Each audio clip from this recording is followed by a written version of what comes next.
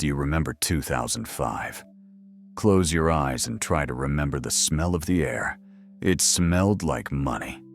Cheap, easy, endless money. It was the greatest party in the history of capitalism. In Miami, they were building condos that touched the clouds.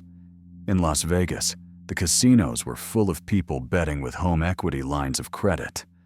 A bartender in Florida could quit his job on Tuesday and become a real estate mogul by Friday.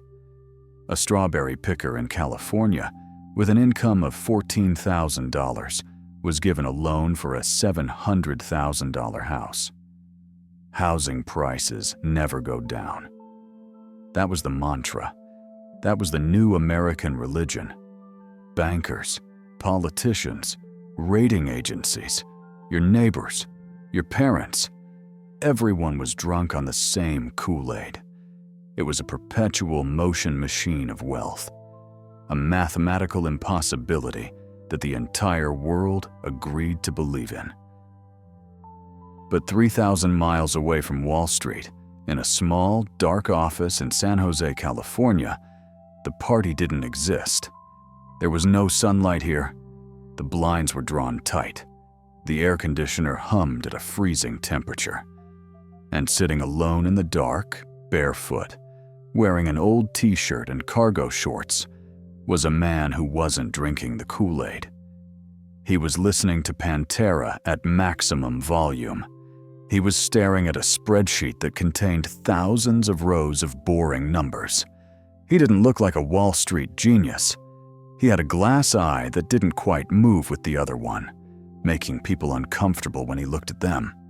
He suffered from Asperger's syndrome, which made saying hello feel like solving a differential equation. His name was Dr. Michael Burry. And while the rest of the world was dancing on the edge of a volcano, he was the only one looking down into the lava. Welcome to the archives of financial warfare. Today, we are telling the story of the greatest asymmetric bet in history. The story of the man who saw the fire when everyone else only saw the fireworks. This is The Big Short. Before he was a hedge fund manager, Michael Burry was a resident at Stanford Hospital. He was a neurologist. By day, he was drilling into skulls. By night, he was drilling into financial statements. He had a blog, a tiny, obscure blog called valuestocks.net. He would work an 18-hour shift at the hospital, come home at 3 a.m., and write analysis on undervalued stocks. He wasn't trying to get famous. He was obsessed with the truth. While other investors were listening to rumors, Burry was looking at the tick. He realized that the market was full of errors, full of emotional mistakes. His blog got so good that huge investors like Joel Greenblatt started calling the hospital. Burry would answer the phone, exhausted, covered in blood from surgery, and talk about EBITDA and free cash flow. Eventually, he made a choice. He dropped the scalpel. He picked up the capital. He started Scion Capital with a small amount of family money and a simple promise. I don't believe people. I believe numbers.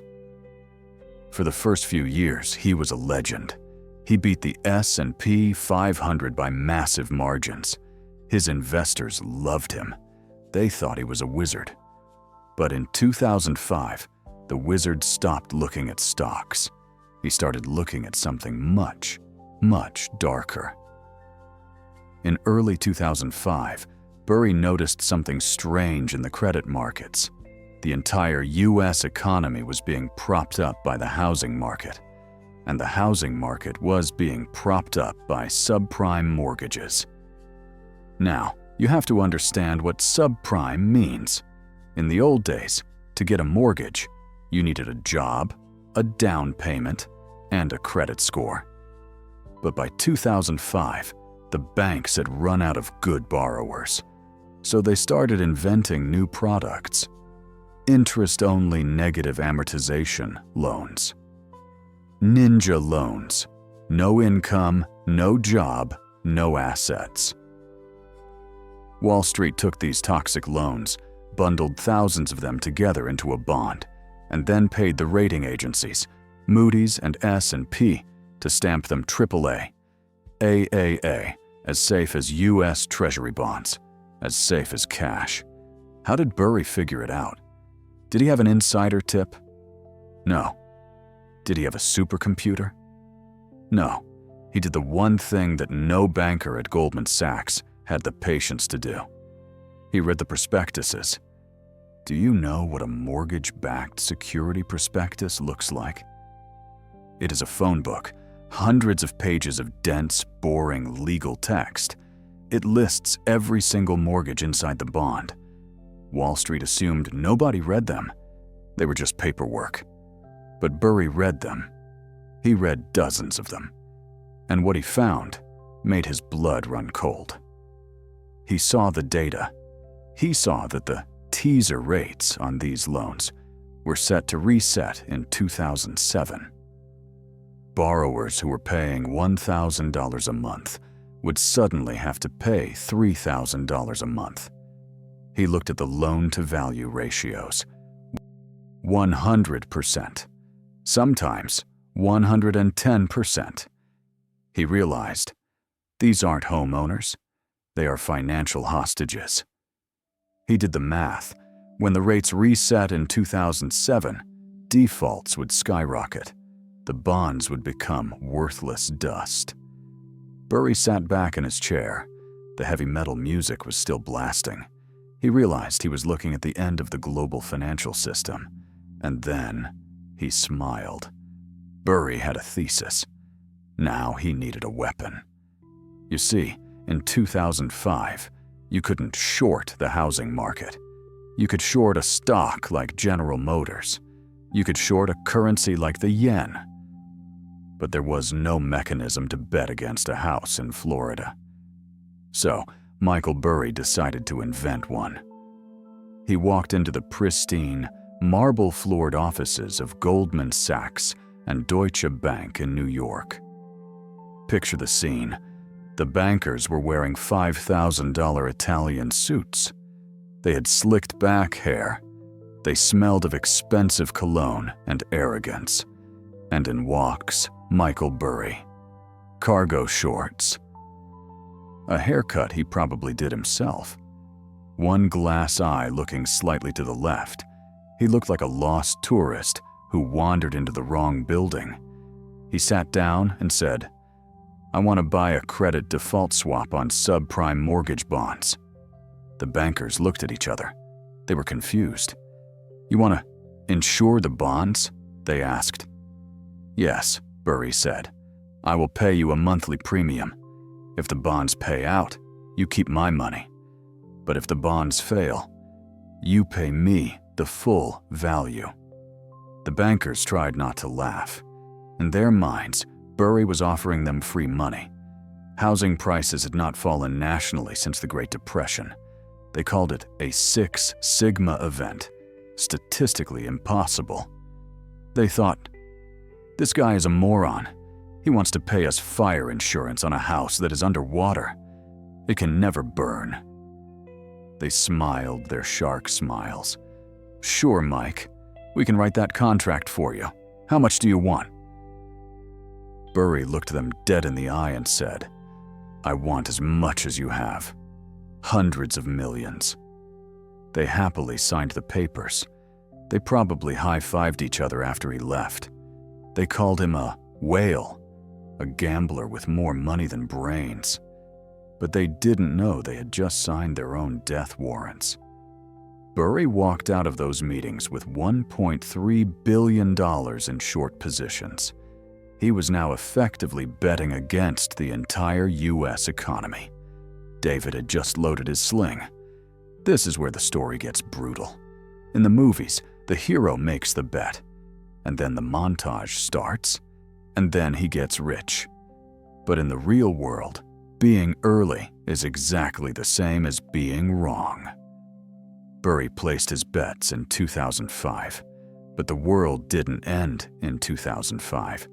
It didn't end in 2006. In fact, the housing market got stronger, and this led to a problem called negative carry. Because Burry bought insurance, he had to pay premiums. Every month, millions of dollars flowed out of his fund and into the pockets of Goldman Sachs. His fund's value started to drop, -6% in a year, where the S&P 500 was up 10%.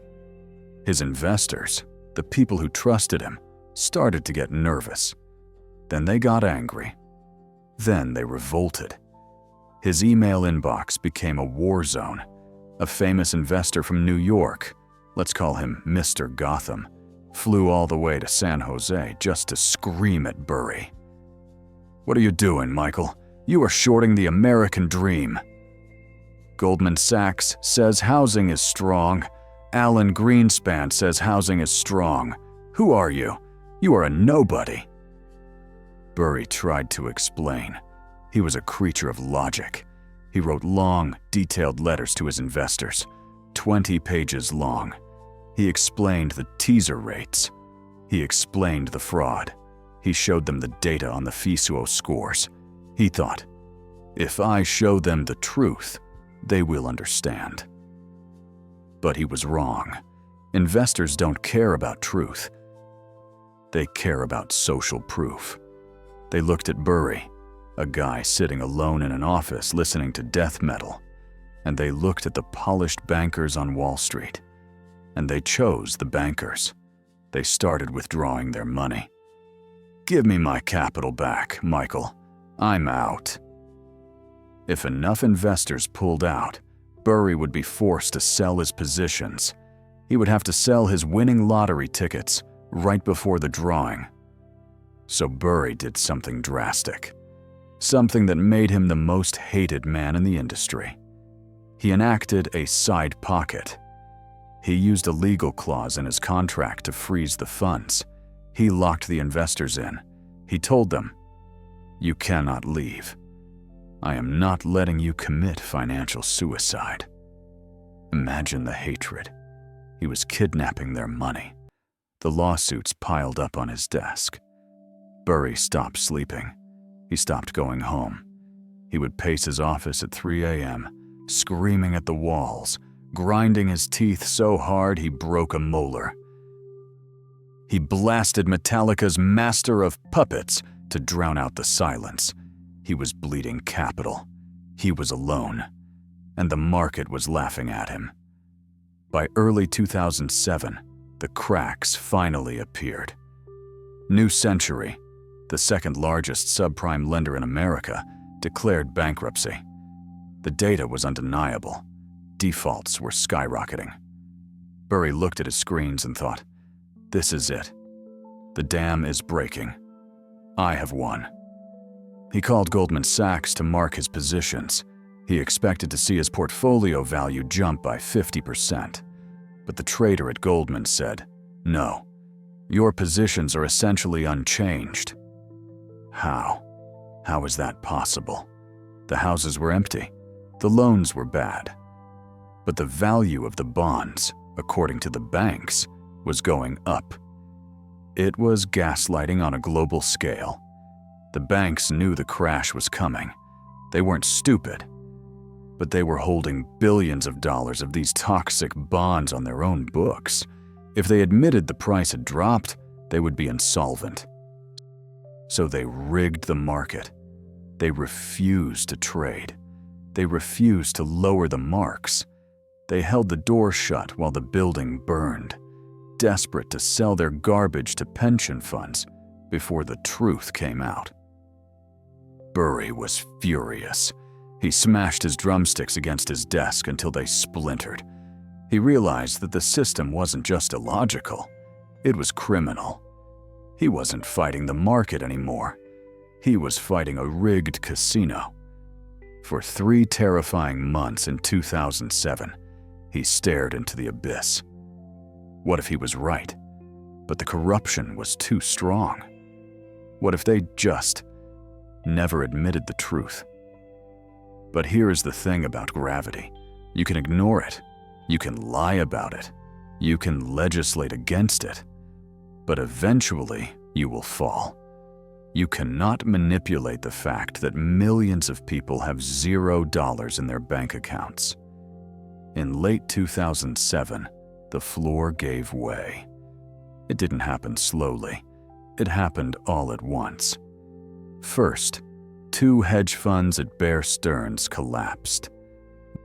Then, the ABX index, the tracker for these bonds, fell off a cliff. The AAA bonds that Wall Street said were as safe as cash, they went to zero. The insurance policies that Burry bought for pennies, suddenly, they were worth billions.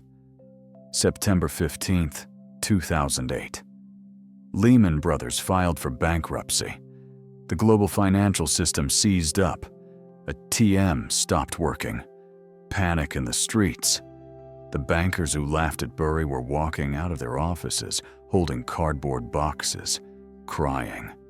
And the phone at Cyan Capital. It stopped ringing with threats. It started ringing with apologies. The same investors who called him crazy, who sued him, who tried to destroy him, were suddenly silent. Because while the rest of the world was losing their homes, their jobs, and their retirement savings, Michael Burry was sitting in his office, looking at a number that shouldn't exist. Plus 489.34%. He made $100 million for himself. He made over $725 million for his investors. He had pulled off the greatest trade of the 21st century. So, how does the hero celebrate? Did he buy a yacht? Did he go on CNBC and gloat? No. Michael Burry was disgusted. He looked at the financial system and he didn't see a victory. He saw a crime scene. He realized that the people on the other side of his trade, the bankers, weren't punished. The government bailed them out with taxpayer money. He realized that being right in a world that wants to be wrong is the loneliest feeling on earth. He wrote one final letter to his investors. He didn't say, "I told you so." He simply said, "I am closing the fund." He liquidated Cyan Capital. He returned the money, and he walked away. He went back to his dark office, alone. What can we learn from the outsider? Most people think Burry was a gambler, a perma-bear. They are wrong. Burry was the ultimate risk manager. He mastered the art of the asymmetric bet. Think about the structure of his trade. When Burry bought those credit default swaps, his downside was known. He could only lose the premiums he paid, maybe 1% or 2% a year. He could bleed for 50 years before going broke. But his upside, if he was right? The upside was 10,000%. This is the holy grail of investing. Heads, I lose a penny. Tails, I win a fortune. Most of you trade the opposite way. You risk $100 to make $10. You buy stocks at the top of a bubble. You pick up pennies in front of a steamroller. Burry taught us to wait for the steamroller. He also taught us about ick investing. Burry didn't buy things that were popular. He bought things that made people say, ick. Subprime mortgages were ugly, boring, complicated, hated. And that is exactly why they were mispriced. If everyone loves an asset, if your Uber driver is telling you to buy it, the profit is already gone. Wealth hides in the places where others are afraid to look. Now, I have a challenge for you. I am not asking you to short the housing market. I am asking you to kill your inner sheep. This is the fine print challenge. We live in a world of headlines. Nobody reads the source material anymore. We trust the AAA rating. We trust the YouTuber. We trust the CEO. Burry didn't trust anyone. He read the prospectus. For the next 7 days, pick one investment you own. It could be a stock, a crypto token, or even your own insurance policy. I want you to find the original white paper or the annual report. Do not watch a summary. Do not read a tweet. Download the PDF. Scroll down to the section titled Risk Factors and read it. Every single word. You will be shocked. You will see the company admitting that their technology might fail, that they are being sued, or that their revenue is fake. Michael Burry won because he read the pages that everyone else skipped. He found the truth in the fine print. Can you? I am Victor. The war is not against the market. The war is against the consensus. See you in the trenches.